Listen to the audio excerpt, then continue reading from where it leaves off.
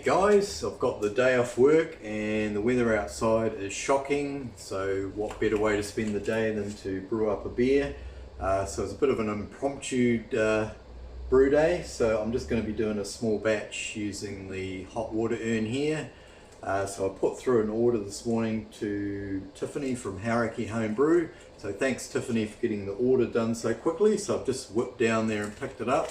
So it's going to be an XPA and I'm going to be using Rakau and Kohatu hops. Should get a nice combo hopefully of tropical fruit and sort of stone fruit. So that's the plan anyway. So it's going to be a nice short video, so I'll just do a couple of clips as I go through the process, and yeah, hope you enjoy it. If you've got any questions, sing out, and I'll put the recipe down below in the description. So yeah, stay tuned. Cheers guys. Okay, so we've mashed in the grains, so I'm going to be mashing at 65-66 degrees. So the malt bill is very simple for the XPA. It's the same one I use all the time, so it's 80% GLADFIELDS light lager and 20% GLADFIELDS wheat. So we'll put the lid on and we'll let this mash for 60 minutes and then I'll be back at the next step.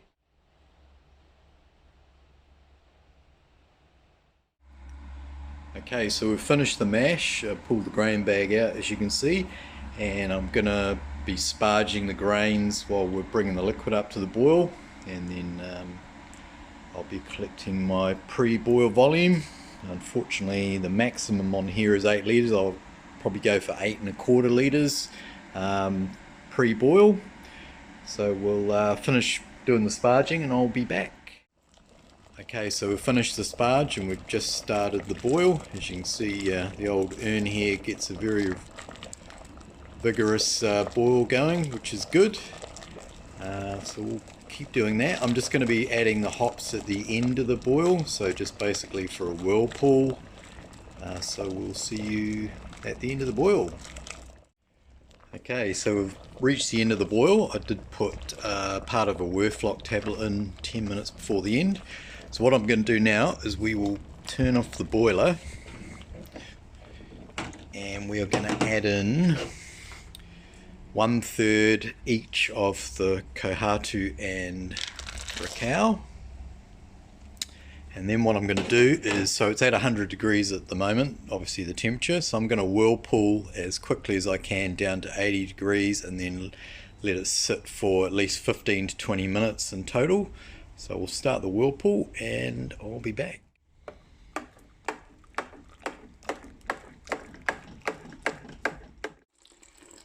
Okay, so the whirlpool hop stand's finished. That was 20 minutes in total, and I'm just transferring it into the fermenter at the moment. Now, because I can't cool the wort down in the urn, because I can't get my wort chiller in there, I will try and cool this down as much as I can before cooling it down probably in the fridge, and then we'll come back and we'll pitch the yeast and do a wrap up. Okay, so I've just pitched the yeast. I'm using US-05. I'm going to ferment at 18 degrees Celsius, and I've just hooked up the blow-off tube and also hooked up the heat pad to the Inkbird temperature controller on the wall. There's no need for any cooling as it's winter here at the moment. So yeah, looking forward to seeing how this turns out. I'll just swing the camera around and I'll quickly show you the hydro sample. Came out at 1053. Nice light straw colour there, which is what I was looking for.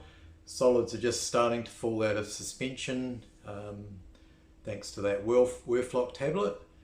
So we'll do a bit of a taste test just to gauge the bitterness. Make sure I haven't overshot it. So I was aiming for around the 25-ish IBUs, and it's got a nice touch of bitterness there, but it's not too much. Quite low, which is really what you want for an XPA or extra pale ale.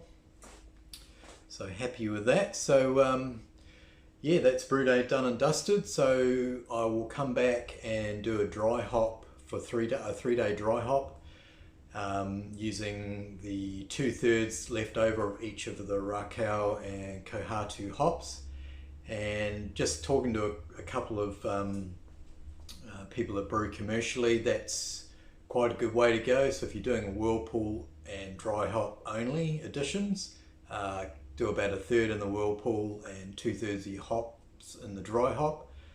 So that's good to know. So yeah, all my bitterness came from that whirlpool, starting at 100 degrees and then whirlpooling down to 80 as quickly as possible. So happy days. So thanks for watching, guys. If I missed anything out, just sing out. Put the recipe basics on the bottom, just keep it in percentage terms so you guys can scale it up if you're interested. And then hopefully we come back with a good beer at the other end. So thanks for watching, and we'll catch you in the next video. Cheers.